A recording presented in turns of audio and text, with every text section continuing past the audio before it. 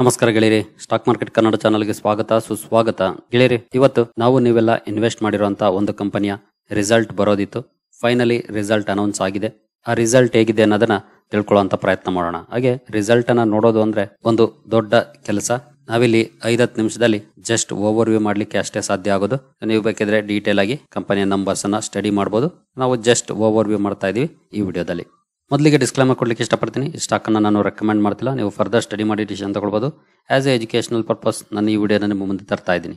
So ಗೆಳೆಯರ, company ಯಾವುದು ಅಂತ ನೋಡೋದಾದ್ರೆ ಏಂಜಲ್ ಒನ್ ಲಿಮಿಟೆಡ್ 2851 ರೂಪಾಯಿ ಟ್ರೇಡ್ ಆಗ್ತಿರುವಂತಹ ಸ್ಟಾಕ್. ಹಾಗೆ 25,600 ಕೋಟಿ ಮಾರ್ಕೆಟ್ ಕ್ಯಾಪ್ ಇರುವಂತಹ ಸ್ಟಾಕ್. ಈ ಕಂಪನಿಯ ರಿಸಲ್ಟ್ ಇವತ್ತಿತ್ತು. ಸೊ ರಿಸಲ್ಟ್ ಈಗ ತಾನೇ ಅನೌನ್ಸ್ ಆಗಿದೆ, ನೋಡಬಹುದು. ಟೈಮ್ ಕೂಡ 6:30ಗೆ ಅನೌನ್ಸ್ ಆಗಿದೆ. ಸೊ ಬನ್ನಿ ನೋಡೋಣ. ಈ PDF ಫೈಲ್ ಅನ್ನ ಓಪನ್ ಮಾಡ್ತೀನಿ. ಸೊ ಗೆಳೆಯರ, ಕಂಪನಿಯ ನಂಬರ್ಸ್ ಇರುವಂತಹ PDF ಫೈಲ್ ಅನ್ನ ಓಪನ್ ಮಾಡಿದ್ದೀನಿ. ಅಲ್ಲಿ ಯಾವುದೇ ರೀತಿಯ ಡಿವಿಡೆಂಡ್ ಅನೌನ್ಸ್ ಮಾಡಿಲ್ಲ ಈ ಸಲ. ನೋಡೋಣ ಕಂಪನಿಯ ನಂಬರ್ಸ್ಗೆ ಹೋಗೋಣ. ಎಸ್ಪೆಷಲಿ ಕನ್ಸಾಲಿಡೇಟೆಡ್ ನಂಬರ್ಸ್ ಅನ್ನ ನಾವು ಓವರ್ ವ್ಯೂ ಮಾಡಿ ತಿಳ್ಕೊಳ್ಳುವಂತ ಪ್ರಯತ್ನ ಮಾಡೋಣ. ಗೆಳೆಯರು, ಇಲ್ಲಿ ನೋಡಬಹುದು ಕನ್ಸಾಲಿಡೇಟೆಡ್ ನಂಬರ್ಸ್ ಅನ್ನ ಓಪನ್ ಮಾಡಿದ್ದೀನಿ. ಹಾಗೆ ಇಲ್ಲಿ ಇರುವಂತ ನಂಬರ್ಸ್ ಎಲ್ಲಾನು ಕೂಡ ರುಪೀಸ್ ಇನ್ ಮಿಲಿಯನ್ಸ್ ಅಲ್ಲಿ ಇದೆ. ಸೊ ಇದೆಲ್ಲಾನು ಕೂಡ ಮಿಲಿಯನ್ಸ್ ಅಲ್ಲಿ ಮೆನ್ಷನ್ ಮಾಡಿದ್ದಾರೆ. Other income in line performance ಇದೆ, ಏನು ದೊಡ್ಡ ಬದಲಾವಣೆ ಇಲ್ಲ. ಇಲ್ಲಿ ಮಾರ್ಚ್ 2023 ಡೇಟಾ ಇದೆ, ಇಲ್ಲಿ ಡಿಸೆಂಬರ್ 2023, ಇದು ಮಾರ್ಚ್ 2024 ಡೇಟಾ.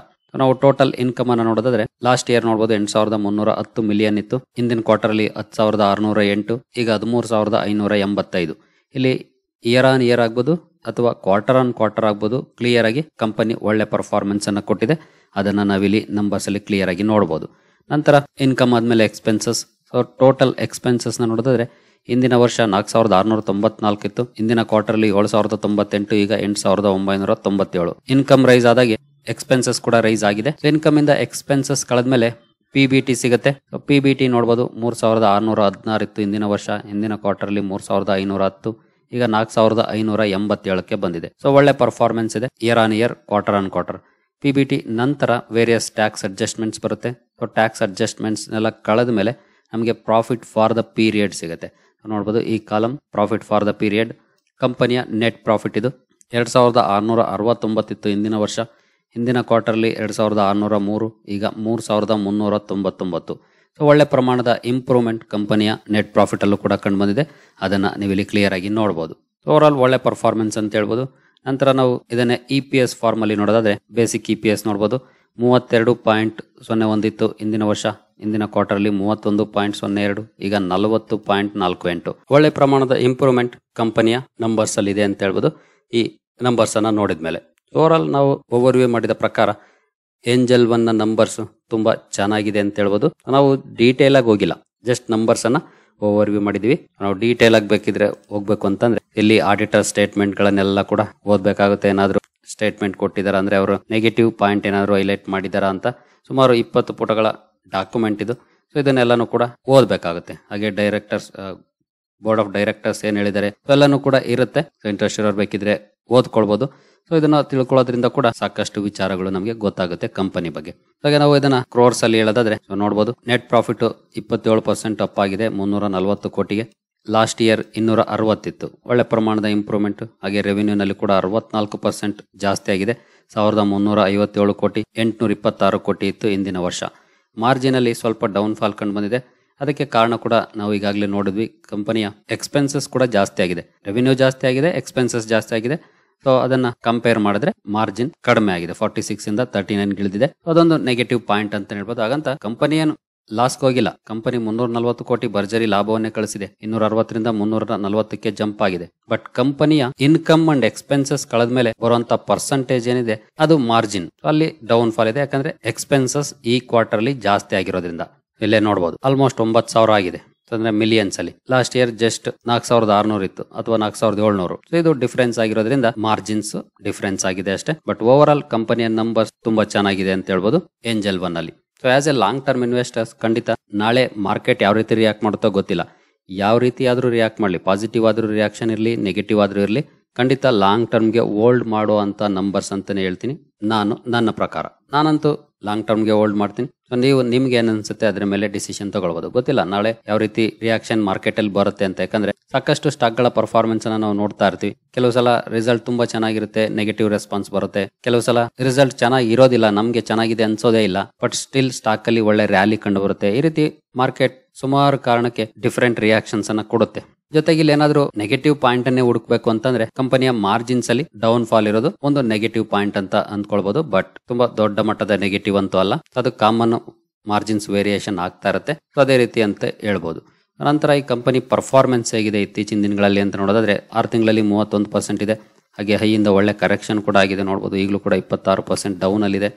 1 ಇಯರ್ ಪರ್ಫಾರ್ಮೆನ್ಸ್ ನೋಡಬಹುದು 119% ಅಥವಾ 120%. ಒಳ್ಳೆ ಡಿಸ್ಕೌಂಟ್ ಅಲ್ಲಿ ಕೂಡ ಸಿಗ್ತಾ ಇದೆ. ಸ್ವಲ್ಪ ನೋಡೋಣ ಕನ್ಸಾಲಿಡೇಟ್ ಆಗ್ಲಿ ಸ್ಟಾಕ್, ಯಾಕಂದ್ರೆ ಇನ್ನು ಮೊಮೆಂಟಮ್ ಮೇಲೆ ಇದೆ, ಡೌನ್ ಅಥವಾ ಅಪ್ ಈ ರೀತಿ ಇದೆ. ಸ್ವಲ್ಪ ದಿನ ಅಟ್ಲೀಸ್ಟ್ ಫ್ಲಾಟ್ ಆಗಿ ಟ್ರೇಡ್ ಆದ್ರೆ ಅದು ರೈಟ್ ಟೈಮ್ ಅಂತ ಅಂದ್ಕೊಳ್ಬಹುದು. ಆಸ್ ಆಫ್ ನಾವು ನೋಡೋಣ ಯಾವ ರೀತಿ ಪರ್ಫಾರ್ಮೆನ್ಸ್ ಬರುತ್ತೆ ಮುಂದಿನ ದಿನಗಳಲ್ಲಿ ಅಂತ. ಹಾಗೆ 5 ಇಯರ್ಸ್ ಅಲ್ಲಿ ನೋಡಬಹುದು 538%. ಈ ರೀತಿ ಕನ್ಸಾಲಿಡೇಷನ್ ಫೇಸ್ ಅಲ್ಲಿ ಬೈ ಮಾಡೋದು ರೈಟ್ ಟೈಮ್. ಸೊ ನೋಡೋಣ, ಸದ್ಯದ ಮಟ್ಟಿಗೆ ಏನು ಡೌನ್ ಟ್ರೆಂಡ್ ಅಲ್ಲಿ ಇದೆ, ಚೇಂಜ್ ಯಾವಾಗ ಆಗುತ್ತೆ ಟ್ರೆಂಡ್ ಅಂತ. ಹಾಗೆ ಮ್ಯಾಕ್ಸಿಮಮ್ ಪರ್ಫಾರ್ಮೆನ್ಸ್ ಕೂಡ ನಾವು ನೋಡೋದಾದ್ರೆ ನೋಡಬಹುದು 2020 ಇದೆ. ಇಲ್ಲಿವರೆಗೂ ಒಳ್ಳೆ ಪರ್ಫಾರ್ಮೆನ್ಸ್ ಅನ್ನೇ ಕೊಟ್ಟಿದೆ. ಸೊ ನಂತರ ಈ ಕಂಪನಿ ಬಗ್ಗೆ ಇನ್ನೊಂದಷ್ಟು ವಿಚಾರಗಳನ್ನ ತಿಳ್ಕೊಳ್ಳೋದಾದ್ರೆ ಕಂಪನಿಯ ಬ್ಯಾಲೆನ್ಸ್ ಶೀಟ್ ಗೆ ಬಂದ್ರೆ 2031 ಕೋಟಿ ರಿಸರ್ವ್ಸ್ ಇದೆ ಕಂಪನಿಯಲ್ಲಿ. ಎಸ್ಪೆಷಲಿ ಇಲ್ಲಿ ನೋಡಬಹುದು ಲಾಸ್ಟ್ 5 ಇಯರ್ಸ್ ಇಂದ ಕೂಡ ರಿಸರ್ವ್ಸ್ ಜಾಸ್ತಿ ಆಗ್ತದೆ. ಬಾರೋಯಿಂಗ್ಸ್ ಅರೌಂಡ್ 28 ಕೋಟಿ ಲಾಂಗ್ ಟರ್ಮ್ ಅಲ್ಲಿ ಸಾಲ ಇದೆ. ಶಾರ್ಟ್ ಟರ್ಮ್ ಅಲ್ಲಿ 759 ಕೋಟಿ ಇದೆ. ನಂತರ ಕ್ಯಾಶ್ ಅಂಡ್ ಕ್ಯಾಶ್ ಈಕ್ವಲೆಂಟ್ಸ್ ಗೆ ಬಂದ್ರೆ 5482 ಕೋಟಿ ಕ್ಯಾಶ್ ಕೂಡ ಇದೆ ಕಂಪನಿಯ ಕೈಯಲ್ಲಿ. ಸೊ ಒಳ್ಳೆ ಬ್ಯಾಲೆನ್ಸ್ ಶೀಟ್ ಅಂತ ಹೇಳ್ಬೋದು. ಸ್ವಲ್ಪ ಪ್ರಮಾಣದ ಸಾಲ ಇದೆ. ಸೊ ಅದನ್ನ ಬಿಟ್ರೆ ಅಂತ ಬಿಗ್ ನೆಗೆಟಿವ್ ಖಂಡಿತ ಕಂಪನಿಯಲ್ಲಿ ಇಲ್ಲ. ನಂತರ ಪ್ರಾಫಿಟ್ ಅಂಡ್ ಲಾಸ್ ಅಕೌಂಟ್ ಅನ್ನ ಒಂದ್ಸಲ ಓವರ್ ವ್ಯೂ ಮಾಡೋದಾದ್ರೆ 2015 ನೋಡಬಹುದು ಡೇಟಾ ಇದೆ ಇಲ್ಲಿ 450, 451, ನಂತರ 440, 770, 778, 748. ಆಲ್ಮೋಸ್ಟ್ 2015 2020 6 ವರ್ಷದಲ್ಲಿ ಪ್ರತಿ 3 ವರ್ಷನೂ ಕೂಡ ಸೇಮ್ ರೇಂಜ್ ಅಲ್ಲಿ ಇತ್ತು ಕಂಪನಿಯ ರೆವಿನ್ಯೂ. ನಂತರ 21 ಒಳ್ಳೆ ಪ್ರಮಾಣದಲ್ಲಿ ಇಂಪ್ರೂವ್ ಆಯಿತು. ನಂತರ 22 ಕೂಡ ಒಳ್ಳೆ ಪರ್ಫಾರ್ಮೆನ್ಸ್, 23 ಚೆನ್ನಾಗಿದೆ, 24 ಅಥವಾ TTM ಕೂಡ ತುಂಬಾ ಒಳ್ಳೆ ಪರ್ಫಾರ್ಮೆನ್ಸ್ ಇದೆ.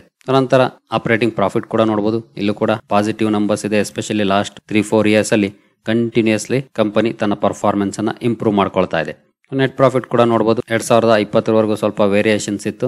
20 ನಂತರ 21 ನೋಡಬಹುದು 297, 625, 890, ಈಗ 1052 ಕೋಟಿಗೆ ಬಂದು ನಿಂತಿದೆ ಕಂಪನಿಯ ನೆಟ್ ಪ್ರಾಫಿಟ್. ಓವರ್ ಆಲ್ ಒಳ್ಳೆ ಪರ್ಫಾರ್ಮೆನ್ಸ್ ಇದೆ. ರಿಟರ್ನ್ ಆನ್ ಇಕ್ವಿಟಿ ತುಂಬಾ ಚೆನ್ನಾಗಿದೆ ನೋಡಬಹುದು. CAGR ಕೂಡ ಚೆನ್ನಾಗಿದೆ. ಪ್ರಾಫಿಟ್ ಗ್ರೋತ್ ತುಂಬಾ ಚೆನ್ನಾಗಿದೆ. ಬಿಗ್ ನಂಬರ್ಸ್ ನೋಡಬಹುದು ಎಷ್ಟು ಡಿಫರೆನ್ಸ್ ಆಗಿದೆ ಅಂತ. ಹಾಗೆ ಸೇಲ್ಸ್ ಗ್ರೋತ್ ಅಲ್ಲೂ ಕೂಡ ತುಂಬಾ ಒಳ್ಳೆ ಪ್ರಮಾಣದ ನಂಬರ್ಸ್ ನೋಡ್ಲಿಕ್ಕೆ ಕಾಣ್ತಾ ಇದೆ. ಯಾಕಂದ್ರೆ ಮಾರ್ಕೆಟ್ ಪಾರ್ಟಿಸಿಪೆಂಟ್ಸ್ ಜಾಸ್ತಿ ಆಗಿದ್ದಾರೆ ಇತ್ತೀಚೆಗೆ, ಕ್ಲೈಂಟ್ ಬೇಸ್ ಜಾಸ್ತಿ ಆಗ್ತಾ ಇದೆ, ವಾಲ್ಯೂಮ್ಸ್ ಜಾಸ್ತಿ ಆಗ್ತಾ ಇದೆ. ಹಾಗಾಗಿ ಅಬ್ವಿಯಸ್ಲಿ ಕಂಪನಿಯ ಪರ್ಫಾರ್ಮೆನ್ಸ್ ಒಳ್ಳೆ ಪ್ರಮಾಣದಲ್ಲಿ ಇಂಪ್ರೂವ್ ಆಗ್ತಾ ಇದೆ. ಸ್ಟಿಲ್ 5 ಇಯರ್ಸ್ ವರೆಗೂ ನೋಡಬಹುದು ಸೇಲ್ಸ್ ಗ್ರೋತ್ ಅಲ್ಲಿ ಯಾವ ರೀತಿ ನಂಬರ್ಸ್ ಇದೆ ಅಂತ. ನಂತರ ಶೇರ್ ಹೋಲ್ಡಿಂಗ್ ಪ್ಯಾಟರ್ನ್ ಗೆ ಬಂದ್ರೆ 38% ಪ್ರಮೋಟರ್ ಹೋಲ್ಡಿಂಗ್ ಇದೆ.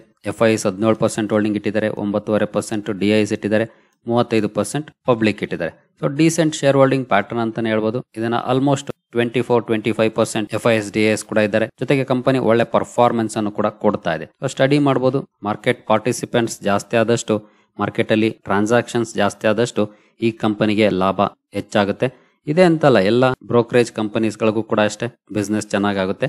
ಹಾಗಾಗಿ ಮುಂದಿನ ದಿನಗಳಲ್ಲೂ ಕೂಡ ಒಳ್ಳೆ ಪರ್ಫಾರ್ಮೆನ್ಸ್ ಅನ್ನು ಕೊಡುವಂತ ಸಾಧ್ಯತೆ ಇದೆ. ಜೊತೆಗೆ ಇದಕ್ಕೆ ಒಂದು ಕಾಂಪಿಟೇಷನ್ ಕೂಡ ಬರ್ತಾ ಇದೆ. ಈಗಾಗಲೇ ಜಿಯೋ ಫೈನಾನ್ಷಿಯಲ್ ಸರ್ವಿಸಸ್ ನಿಮ್ಗೆ ಗೊತ್ತಿದೆ ಅನ್ಕೊಳ್ತೀನಿ, ಅವರು ಬ್ರೋಕರೇಜ್ ಫಾರ್ಮ್ ಅನ್ನು ಕೂಡ ಶುರು ಮಾಡ್ತಾ ಇದ್ದಾರೆ, ಬ್ರೋಕಿಂಗ್ ಕೂಡ ಇಳಿತಿದ್ದಾರೆ. ಸೊ ಕಾಂಪಿಟೇಷನ್ ಅಂತೂ ಇದ್ದದ್ದೇ ಈ ಸೆಗ್ಮೆಂಟ್ ಅಲ್ಲಿ. As A listed entity angel one ಚೆನ್ನಾಗಿ ಪರ್ಫಾರ್ಮ್ ಮಾಡ್ತಾ ಇದೆ ಬಿಸ್ನೆಸ್ ವೈಸ್ ಕೂಡ. ಹಾಗೆ ಸ್ಟಾಕ್ ಅಲ್ಲೂ ಕೂಡ ಇಂಟ್ರೆಸ್ಟ್ ಇರೋರು ಸ್ಟಡಿ ಮಾಡಬಹುದು. ಹಾಗೆ ಹಲವಾರು ಸೆಗ್ಮೆಂಟ್ ಗಳಿದಾವೆ. ನಾವು ಇಲ್ಲೇ ರಿಸಲ್ಟ್ ಪೇಜ್ ಅಲ್ಲಿ ನೋಡಿದ್ರೆ ನೋಡಬಹುದು ಇವೆಷ್ಟು ಕೂಡ ಕಂಪನಿಯ subsidiaries. Angel financial advisors, Angel Fincorp private limited, Angel securities, Angel Digitech solutions, ಇವೆಲ್ಲಾನು ಕೂಡ ಸ್ಟಡಿ ಮಾಡಿ ಡಿಸೈಡ್ ಮಾಡಿ. ನಂಬರ್ಸ್ ಅಂತೂ ಚೆನ್ನಾಗಿದೆ, ಬಟ್ ನೋಡೋಣ ನಾಳೆ ಮಾರ್ಕೆಟ್ ಅಲ್ಲಿ ಯಾವ ರೀತಿ ರಿಯಾಕ್ಷನ್ ಇರುತ್ತೆ ಅಂತ. ಸರಿ ಗೆಳೆಯರಿ, ಈ ವಿಡಿಯೋ ನಿಮಗೆ ಇಷ್ಟ ಆಗಿದೆ ಅಂದ್ಕೊಳ್ತೀನಿ. ಮುಂದಿನ ವಿಡಿಯೋದಲ್ಲಿ ಸಿಗೋಣ. ಅಲ್ಲಿವರೆಗೂ ಜೈ ಹಿಂದ್, ಜೈ ಕರ್ನಾಟಕ.